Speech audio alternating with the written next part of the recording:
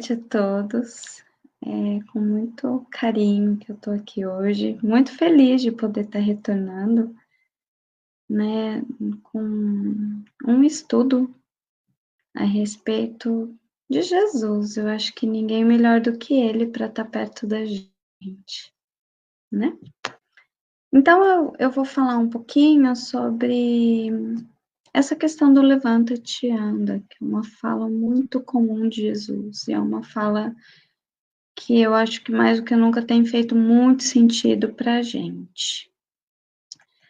Para a gente, deixa eu ver, aí.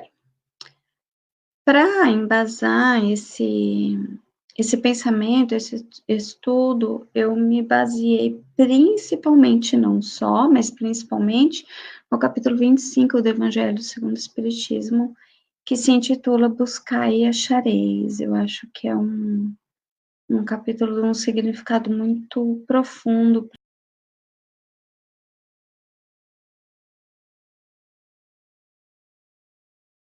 Aí, que sumiu. Aí. Então, ele coloca 3 pontos, né, importantes do capítulo: ajuda-te e o céu te ajudará, olhai as aves do céu e não vos cansei pelo ouro. A gente vai se atentar hoje especificamente à parte 1 deste capítulo: ajuda-te e o céu te ajudará. Depois a gente vai fazer todo um link com os ensinamentos e as passagens de Jesus. Então, o capítulo começa justamente com esse tópico: ajuda-te, o céu te ajudará. E aí vem essa passagem muito significativa de Mateus, que ele diz o seguinte: pedi e vos serás dado, buscai e achareis, batei a porta e vos será aberta, pois todo aquele que pede recebe, o que busca encontra, e o que bate lhe será aberto. A gente encontra essa passagem em Mateus, capítulo 7, versículos 7 e 8. Então, vocês estão vendo que aí tem três pontos que estão sublinhados, e a gente vai refletir sobre a importância de cada uma dessas coisas, né? A questão do pedir, do buscar e do bater. Vamos entender o que essas palavras de fato significam dentro da colocação da fala de Mateus. Essas 3 colocações, elas partem de 3 imperativos, de 3 falas significativas de Jesus. O pedir, né, quando a gente se coloca numa situação de humildade, para que a gente peça o nosso caminho. A gente vai falar um pouco mais detalhadamente sobre cada uma delas. A questão do buscar, do que a gente quer, de qual é o caminho que a gente vai escolher para chegar no nosso objetivo. E a questão do bater, né, do que eu preciso fazer, de qual seria essa ação. De um crescente. Então, primeiro eu preciso pedir, eu preciso buscar aquilo que eu quero e eu preciso ter a minha ação. Quando a gente fala a questão do pedir, a gente tem algumas falas muito interessantes de Emmanuel, que ele diz o seguinte: no emaranhado das confusões diárias da experiência terrestre, é imprescindível que o homem aprenda a pedir caminhos de libertação de antigos hábitos cristalizados. Ou seja, a gente já está num emaranhado, e interessante que, assim, é tudo sempre tão atual, né? Então, nesse emaranhado de confusão que a gente está, a gente não sabe direito nem o que pedir, nem como pedir. A gente simplesmente quer que a coisa aconteça. E ele vem dizer para a gente que não é assim, que é importante a gente pedir, a gente se colocar na situação de humildade, da gente reconhecer que a gente precisa pedir. E aí, Emmanuel tem uma outra fala em Vinha de Luz que ele nos adverte quanto às palavras de João Batista. E ele disse: não peçais mais do que vos está ordenado. Então, a gente tem milhões de pedidos para Deus, né? Eu quero que acabe a pandemia, eu quero que as coisas voltem ao normal, eu quero que... Mas a gente não sabe o que a gente precisa. Então, Emmanuel, né, nessa fala de Lucas, ele está dizendo para a gente que existem limites para as coisas que a gente pede. Existe limite de atenda às nossas solicitações. Embora a gente saiba já, isso é muito bem estudado, de que nenhuma prece ela fica sem ser atendida, a gente precisa entender qual é essa resposta que a gente está tendo diante a essas petições que a gente faz para Deus através da prece. Quantas encarnações será que colocamos a perder por pedidos que não teremos condições de manter, haja visto a infantilidade dos nossos desejos? Quando a gente estuda a respeito da prece, é interessante a gente falar isso, né? Já pensou se todas as nossas orações fossem atendidas prontamente? A gente sabe que todas são. A gente vai entrar no detalhamento disso daqui a pouco, mas assim, todas as nossas orações são ouvidas. O problema é que eu quero um emprego, né? Eu faço tudo que depende de mim para o emprego, e aí chega o emprego e falo, não era esse que eu queria. Eu quero um emprego que eu não tenho que trabalhar tanto. Ou eu quero, enfim. É isso que o Emmanuel coloca com relação à infantilidade dos nossos desejos. A gente não sabe o que a gente quer. Será que de fato a gente quer aquilo que a gente está pedindo? Como a gente está pedindo? Será que a gente sabe o que a gente pede? Será que a gente tem noção do que a gente está pedindo para Deus? Tá muito calor, eu quero que chova. Aí chove. Que droga de chuva. Não posso nem lavar minha roupa. Não posso nem sair de casa. Aí para de chover e fala, mas esse calor tá insuportável. Então a gente é muito inconstante, a gente é muito volátil. Que a gente se esquece que a gente pede coisas muito significativas, que seja na oração do Pai Nosso, né? De repente a gente reclama de uma pessoa que se afastou, ou de alguém que a gente pede isso para Deus, Ele nos livra do mal, né? Não estou dizendo que essa pessoa necessariamente faz mal, mas de repente a gente pode entrar num problema maior estando perto daquela pessoa. A gente também comete, e muitos, né? Diria até o tempo todo, os nossos equívocos. Né? Então a gente precisa ficar muito atento com relação a esses nossos desejos. Então, é impossível a gente não tocar na questão da prece, né? Do que seria essa prece e qual é o objetivo que a gente tem quando a gente faz uma petição para Deus. Então, a gente precisa pensar o que é que a gente está pedindo para Deus. E que tipo de coisas, que situações interessante, não sei se eu já toquei no assunto, mas eu vou tocar de novo em outros momentos, que tem um filme muito interessante com o Jim Carrey, que é o Todo-Poderoso, um dos filmes, eu não sei dizer qual especificamente, em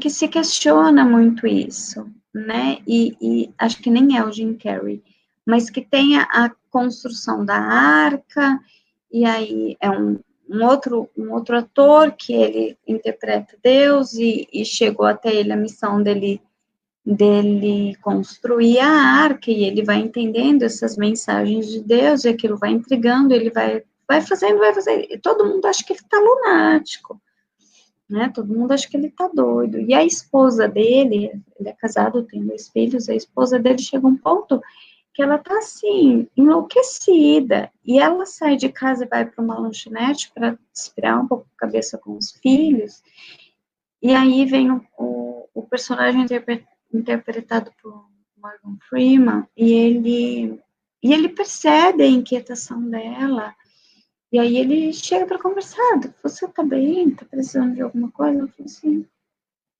tá, eu quero só uma batata, e aí a batata já aparece, ela meio que não entende, e aí ela falou assim, não, mas você está trabalhando. Ele falou, não, tem todo o tempo do mundo para você. E ele senta para conversar com ela.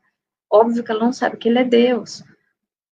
E aí ela começa a contar o que está acontecendo e tal, né, dessa angústia, dessa amargura que ela tá sentindo.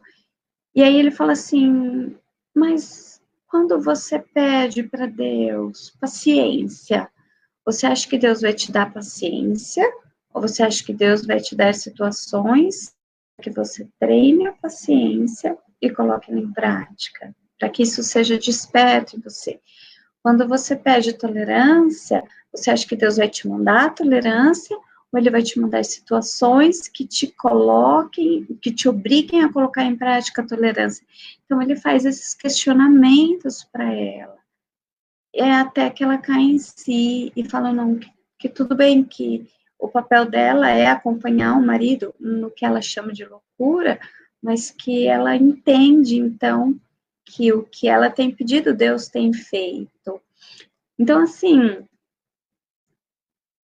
a gente, de repente, tá tendo, assim, um equívoco da interpretação daquele que a gente está recebendo. O fato da gente não estar recebendo o que a gente pede diretamente não significa que a gente não está sendo acolhido e que a gente não está sendo auxiliado naquilo que a gente está pedindo, né?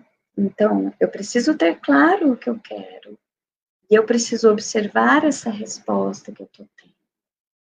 Poxa, olha, tá tão difícil a situação. E o que a gente está aprendendo com ela? Né? O que eu estou aprendendo no meu trabalho que está tão difícil, que está me colocando em situações de desespero, que eu estou a ponto de enlouquecer? Será que não é isso que eu estou precisando? Será que não é isso que eu preciso refletir, que eu preciso aprender nesse momento? Então a gente precisa se questionar também. Eu gosto muito dessa frase que ela diz que onde a gente vê um mal, Deus sempre vê um bem. Então, assim, qual é a nossa dificuldade de conseguir encontrar uma situação boa no meio do caos que a gente estava conversando com a Lina agora há pouco, justamente a respeito disso, a gente está nesse caos, mas que bom que a gente tem a questão virtual para a gente se aproximar, para a gente poder estar perto, para a gente poder aproveitar melhor o nosso tempo, usufruir um pouco mais de clareza nas nossas ideias através de palestras, através de estudos, através de situações que de repente a gente não pararia. Então, a gente precisa, na verdade, ver um bem. E Deus, ele é tão bondoso, Deus é tão misericordioso, que tudo ele consegue ver o bem. E é isso que ele manda pra gente. A gente tem um pai de amor. A gente tem um pai extremamente amoroso e cuidadoso. Por que a gente não consegue ver isso? Será que a gente não tá sendo mimado? Né? Não está sendo, não. Será que a gente não está se fazendo como uma criança mimada? Né? Eu citei agora um pouco da questão dos nossos desejos infantis. Será que a gente não tem se colocado nessa situação? Por que a gente não entende essa resposta que chega até nós? Assim, não acontece nada. Será que se não, essa suposta negativa das minhas petições, ela também não é uma resposta? Será que eu não preciso reavaliar as minhas escolhas e os meus pedidos e entender que esse não é o que está me protegendo, é o que está me mantendo, é o que é o que está me mantendo íntegro. Nesse mesmo filme, ou são 3 sequências, ou numa das sequências, a gente não coloca a questão. Já pensou se tudo, o que todo mundo pede fosse? E aí o filme coloca isso. Todo mundo quer ganhar na loteria, ganha, todo mundo quer não sei o que consegue, todo mundo quer. O mundo ia ser um caos, porque aí é o ego e a vontade de todo mundo ao mesmo tempo. As coisas não iam fluir, elas não iam acontecer, porque a gente nunca pede o outro, a gente pede primeiro para a gente. Então, é uma questão um pouco egoísta isso também, que a gente precisa refletir.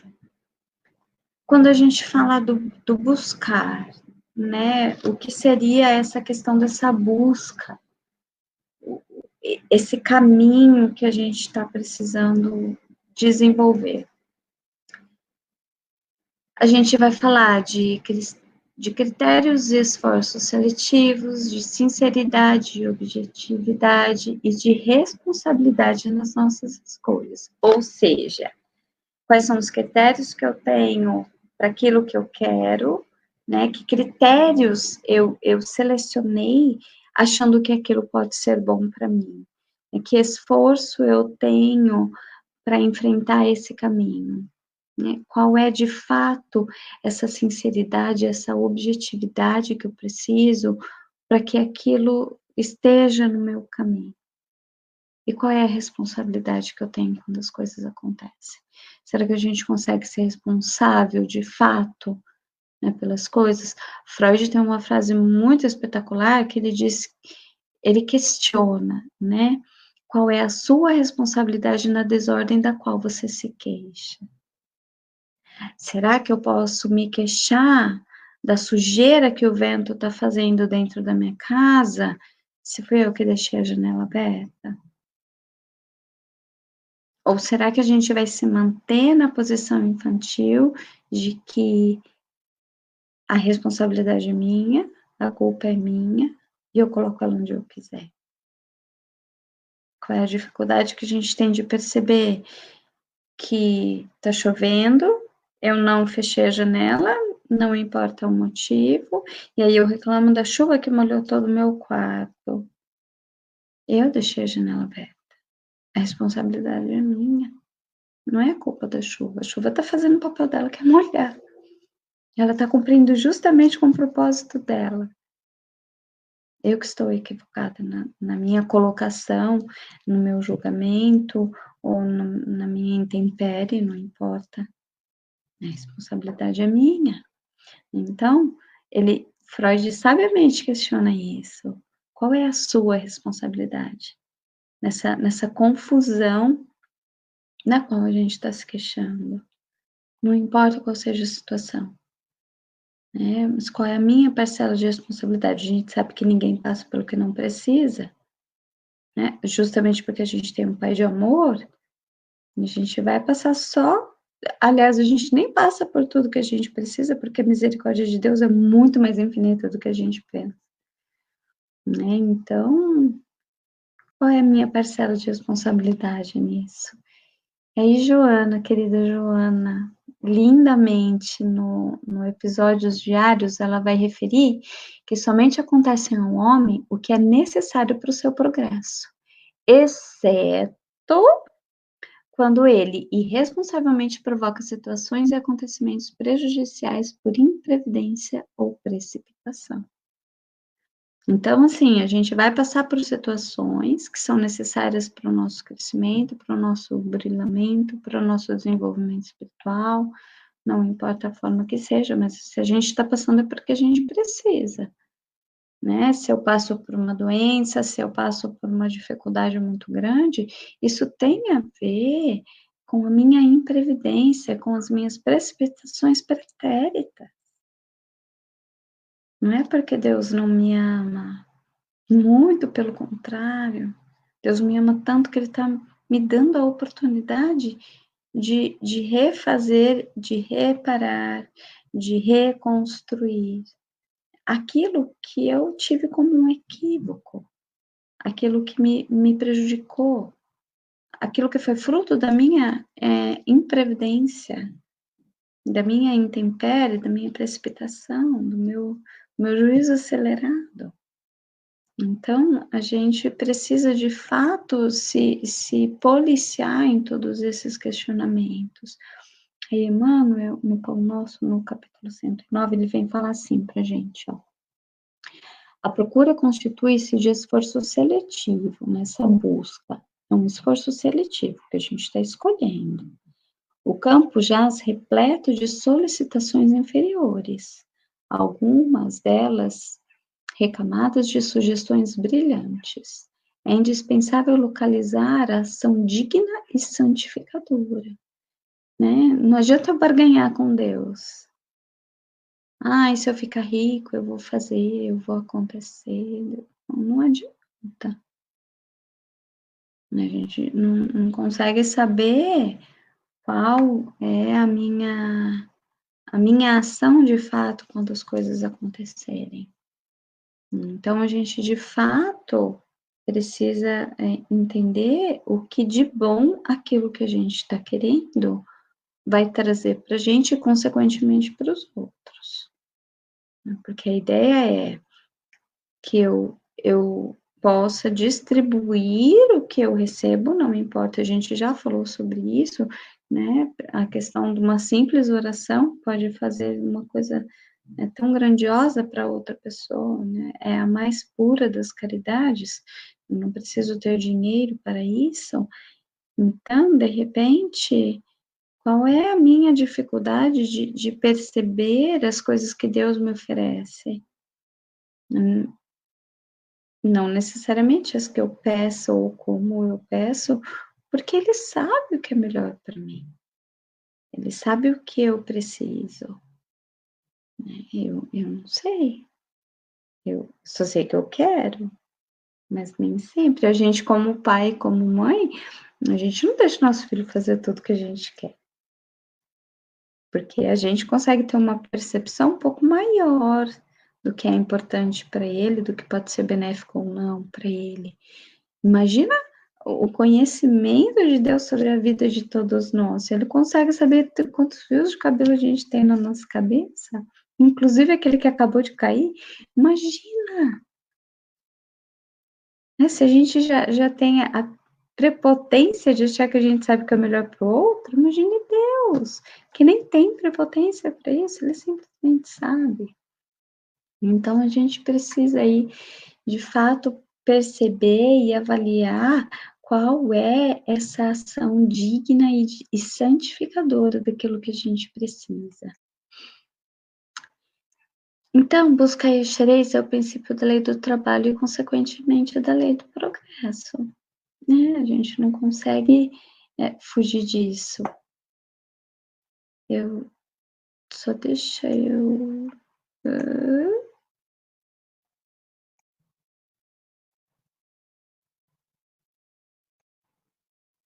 Ai, perdão.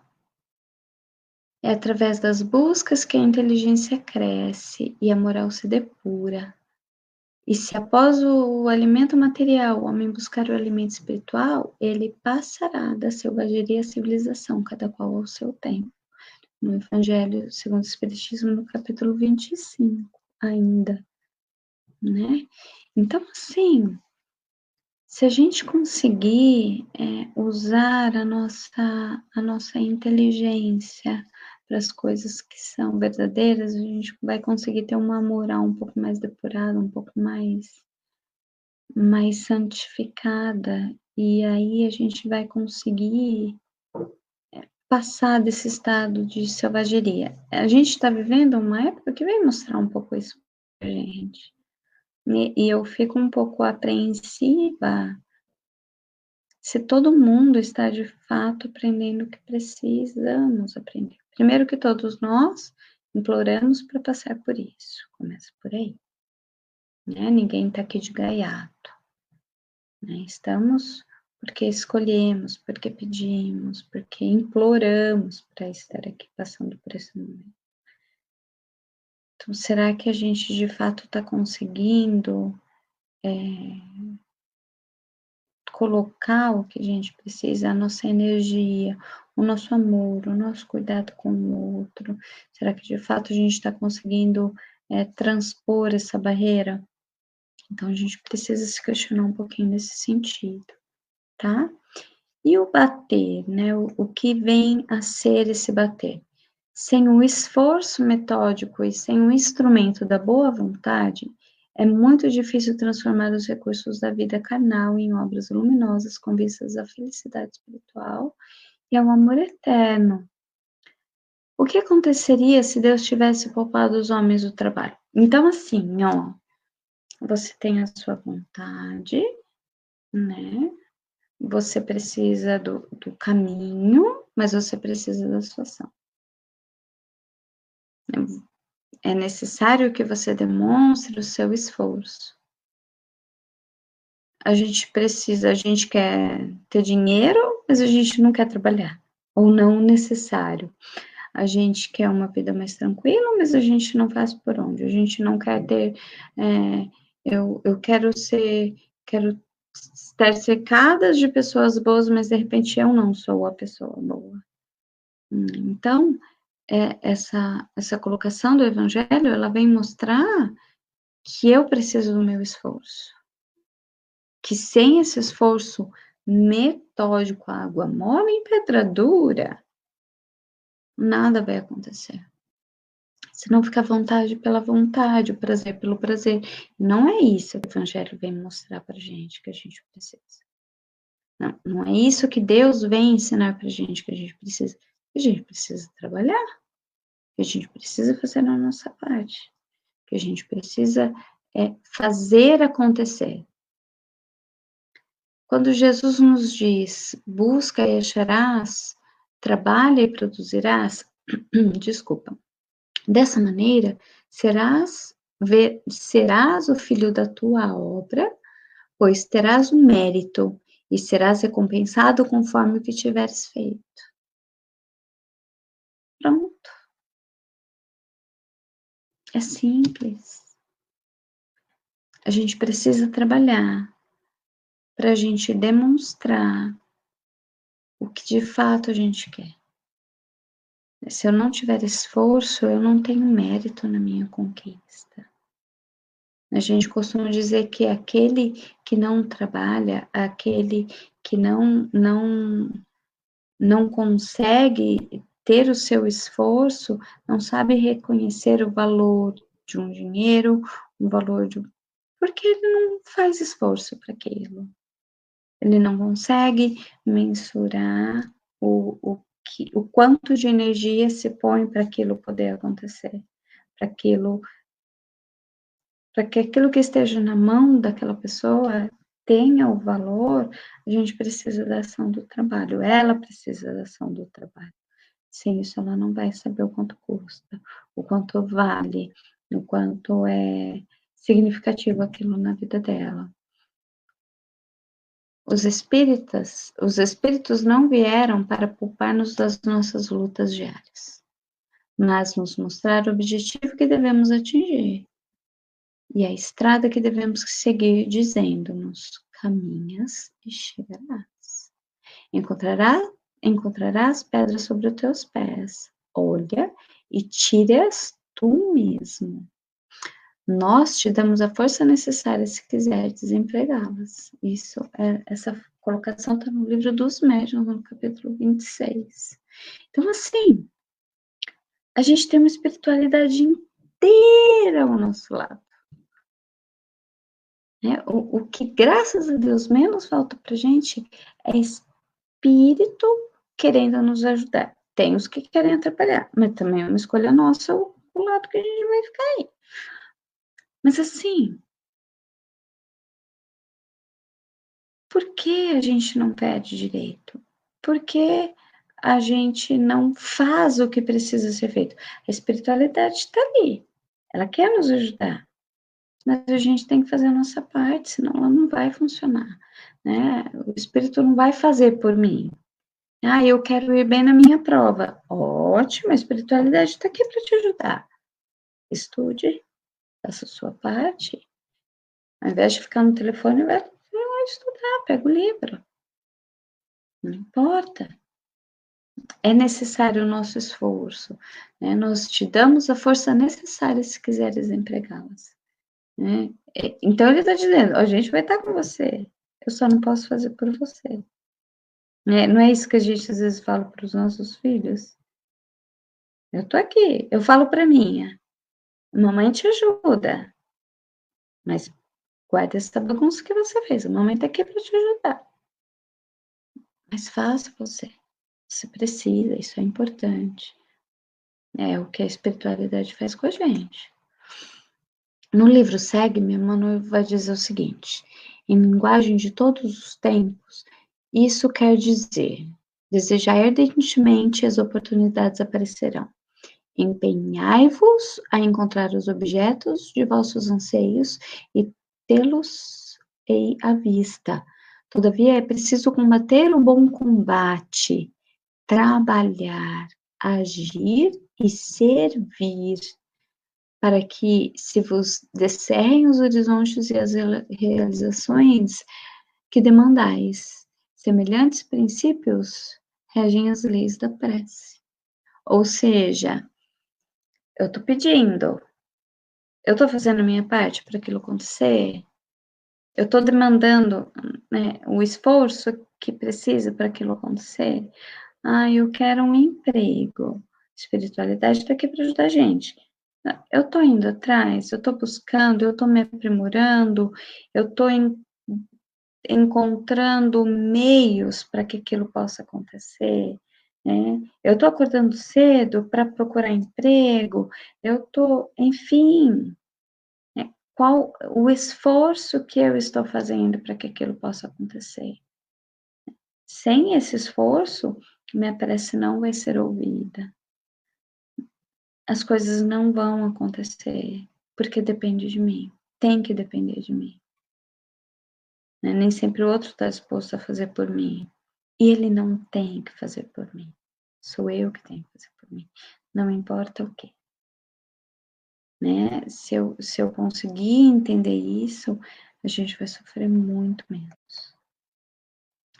Aí Mateus vai dizer assim pra gente: peçam e lhes será dado, busquem e encontrarão. Correto. No entanto, e exatamente por isso, é preciso aprender a decidir com cuidado e responsabilidade o que exatamente será buscado.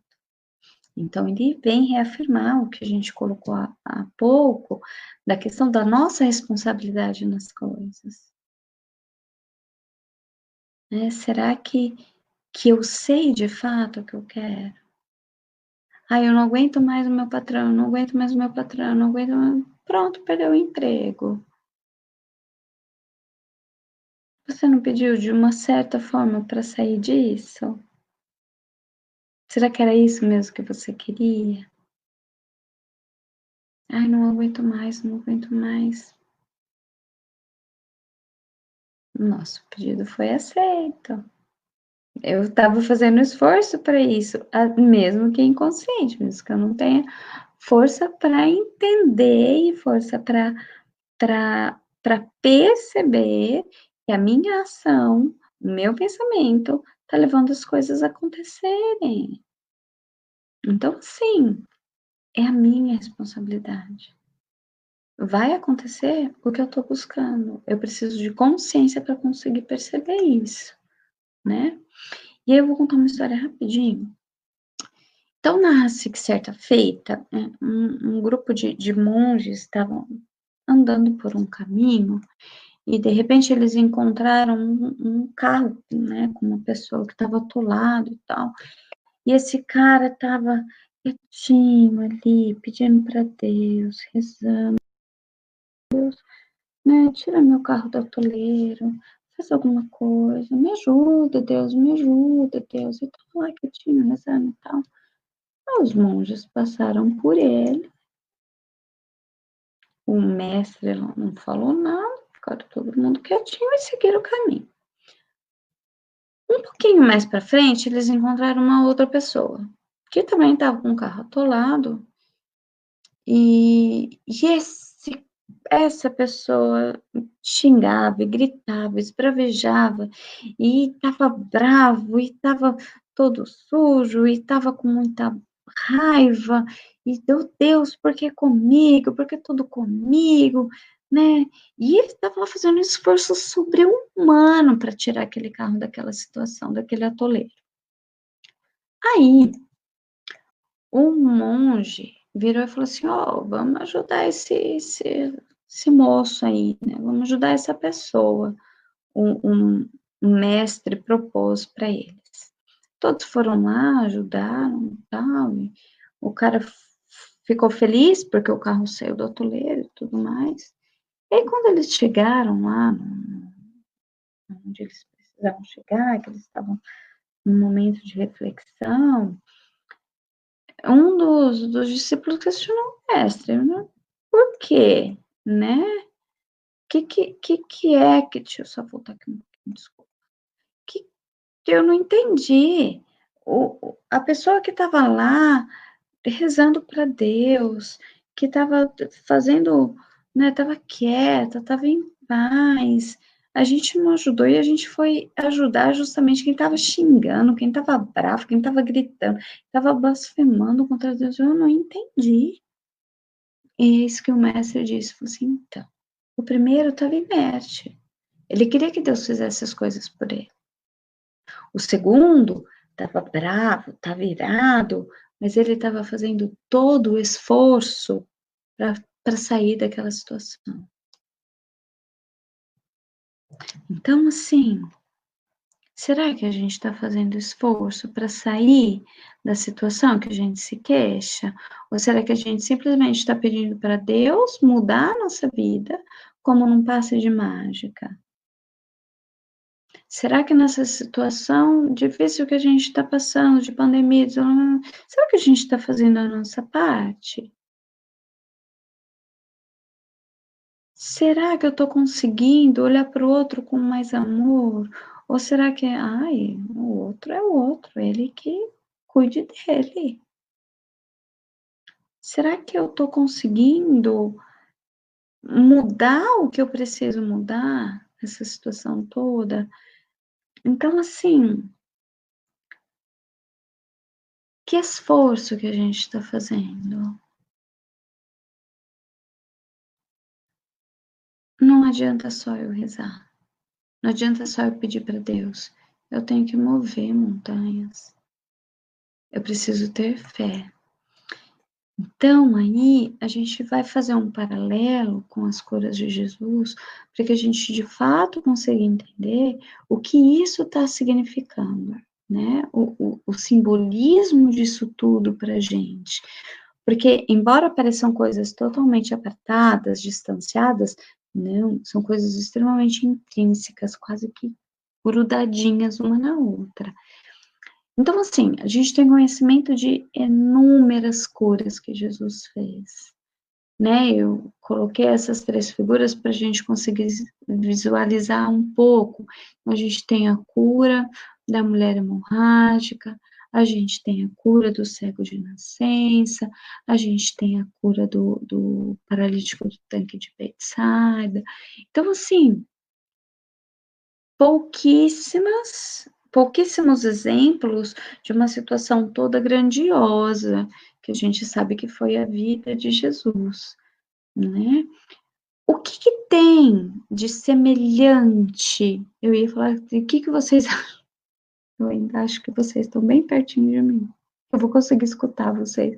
Mas o que tem de semelhante, né? Pensem, o que vocês conseguem perceber de semelhança eu diria que em todas as curas que Jesus fez. Então, assim, quando a gente fala na cura, quando a gente fala, tava lendo sobre isso, pesquisando, e eu vi coisas extremamente interessantes, né? E aí a gente vai encontrar que as curas realizadas por Jesus, ela tem como base a sua poderosa vontade. Jesus tinha vontade de fazer o bem. Claro que através da misericórdia de Deus, através do merecimento, mas ele usava dessa vontade que ele tinha, dessas energias, dessa manipulação elevadíssima dessas energias magnéticas, e um grande amor demonstrado pelos sofredores, né, e os desvalidos de todos os tempos. Então, a gente vai perceber todos os esforços que foram feitos por essas pessoas para conseguirem chegar até Jesus. Então, a gente volta lá, tá vendo como é tudo parecido? A gente volta do buscar, a vontade que eles tinham, né? O ímpeto, o caminho que eles precisaram fazer para isso, as pessoas que estavam no entorno, que ajudaram, e quando a gente lê a questão da cura do paralítico, que os 4 amigos estavam com ele, que eles chegaram a abrir um buraco no teto da casa onde Jesus estava, porque eles não conseguiam levar esse paralítico até Jesus por conta da multidão. Esses 4 amigos abrem um buraco no teto e fazem descer por ele. Tem toda uma simbologia e uma questão para a gente pensar do ponto de vista espiritual que fica para uma próxima palestra, mas assim, essas pessoas que estão em torno também fazem parte desse processo. Elas também querem que aconteça. Elas também querem que aquela pessoa, de uma certa forma, fique curada. Então, assim, existe uma emanação de amor muito grande, né? Eu acho tão lindo quando Jesus fala para a mulher hemorrágica, a tua fé te curou. Ele diz isso para quase todos, né? Mas assim, o esforço que ela faz, sabendo que ela não ia conseguir chegar até ele, de simplesmente tocar na todo mundo e falar, opa, quem me tocou? Porque de mim saiu virtude, e de mim saiu essa energia, eu senti. Quem me tocou? Ô, mestre, olha quantas pessoas tem. Como que eu vou saber quem tocou você? Então, assim, a fé, né? Eu acho que em todas elas a gente vai encontrar a questão da fé, a questão da crença, a questão dessa, dessa, dessa vontade, né? De buscar aquilo que precisa. Então, Emmanuel, em Caminho, Verdade e Vida, vem dizer assim pra gente: muitas pessoas confessam a necessidade do Cristo. Eu preciso de Cristo na minha vida. Mas frequentemente alegam obstáculos que lhes impedem a sublime aproximação.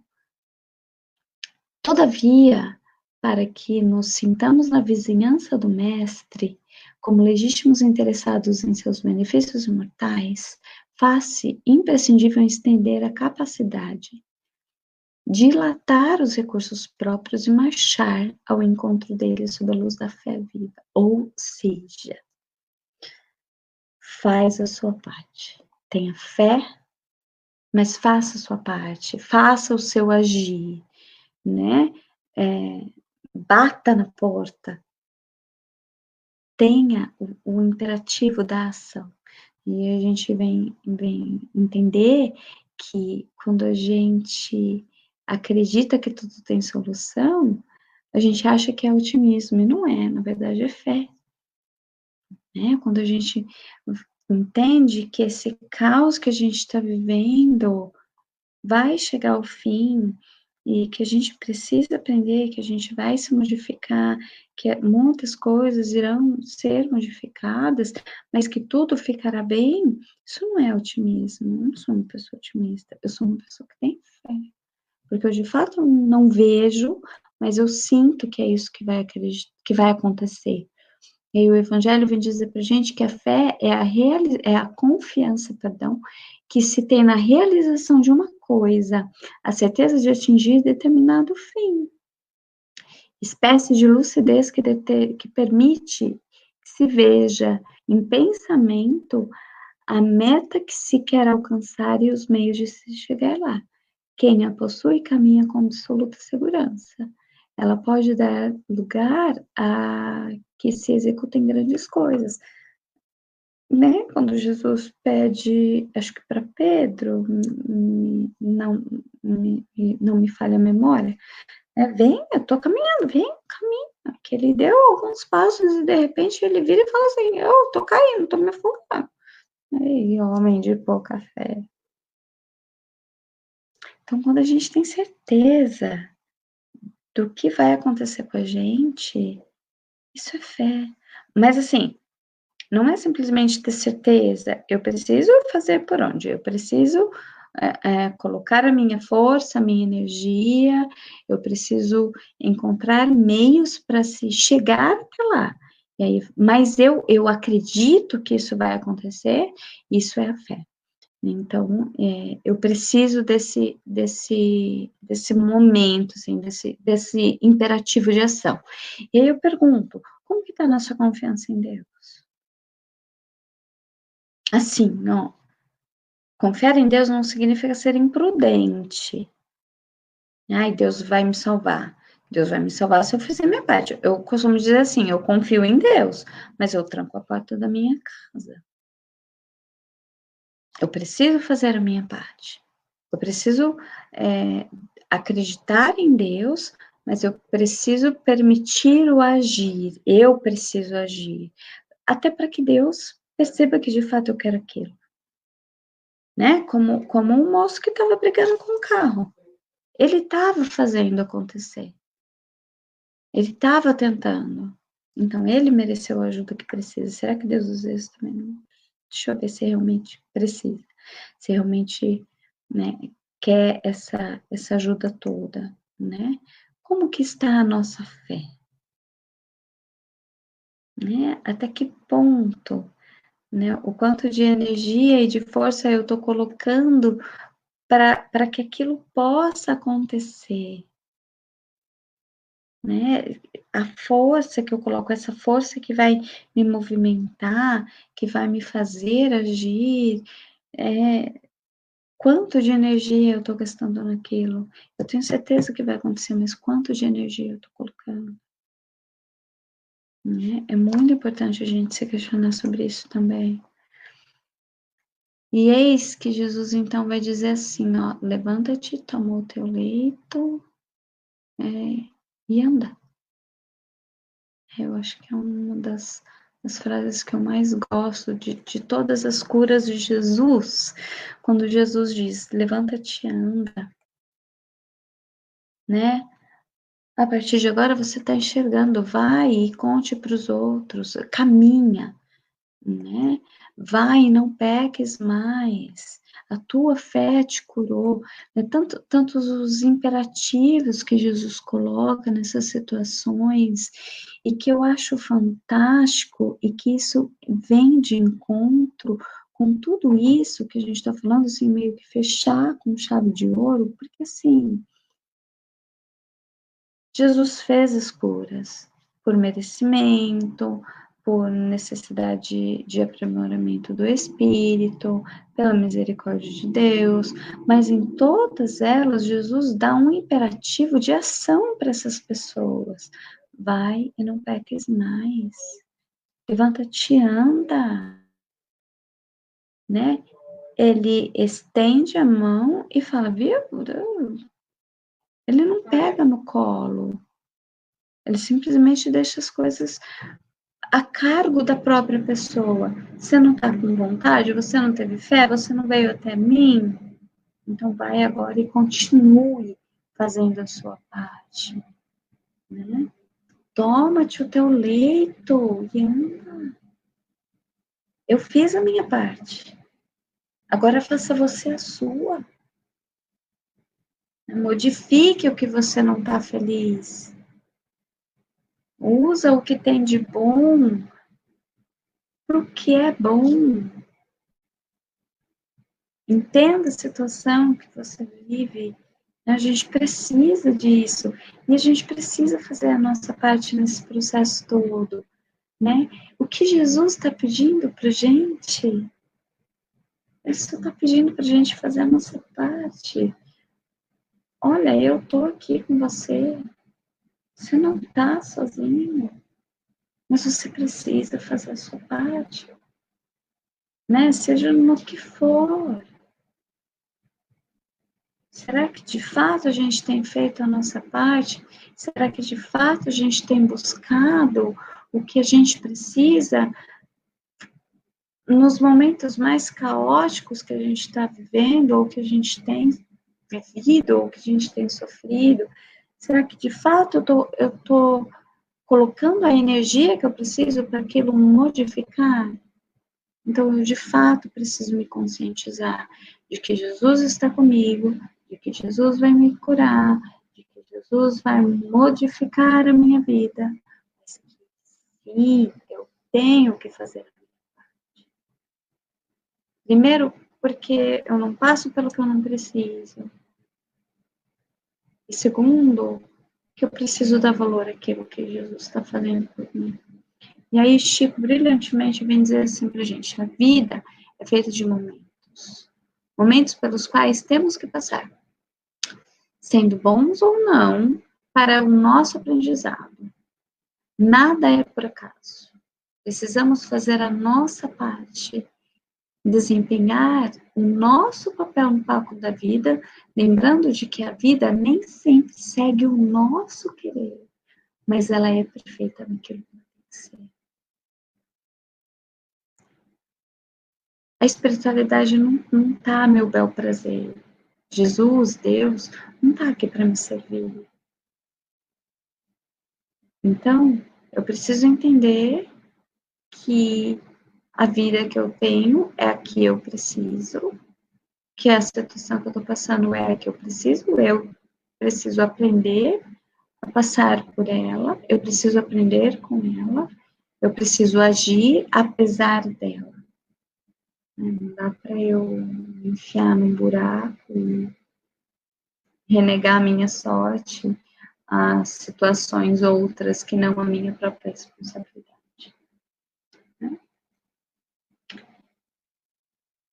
Não vos inquieteis, pois, eu acho que isso é um grande consolo, né? Essa figura tão linda de Jesus. Não vos inquieteis, pois, pelo dia de amanhã, porque o dia de amanhã cuidará a si mesmo. Não vamos ter ansiedade, vamos fazer o que a gente precisa fazer hoje.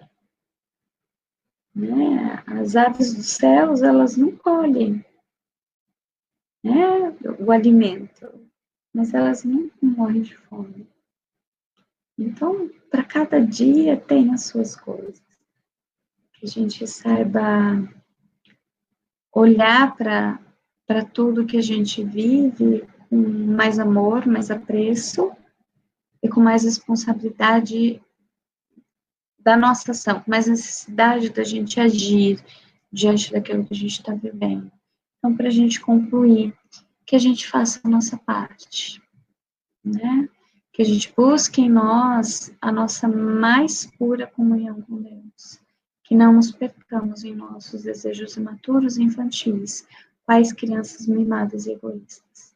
Que busquemos somente o necessário. Deixemos as partes, as portas das futilidades e exageros abertas ao bem e ao auxílio dos nossos irmãos, pois assim estaremos juntando no céu o nosso tesouro, o verdadeiro tesouro, que irá conosco onde formos. Haja visto que todo o bem que fizermos de todo o coração e de forma desinteressada habitará em nosso coração. Amemos e busquemos sempre na figura de Jesus, o nosso maior modelo, o nosso maior exemplo. Então, se eu tenho dúvida de como agir em determinadas situações, é só a gente questionar o que Jesus faria. Né? De repente a gente não consiga, e é natural até que a gente não consiga. Mas se a gente já tiver Jesus como nosso modelo, a gente já vai estar um pouquinho mais perto.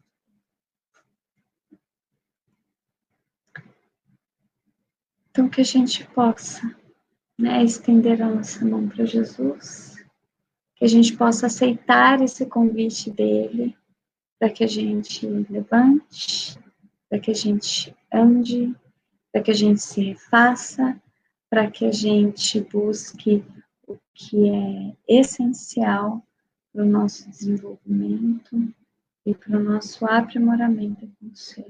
Algumas referências que eu usei, né? Fica aí a título de curiosidade. E mais uma vez eu agradeço.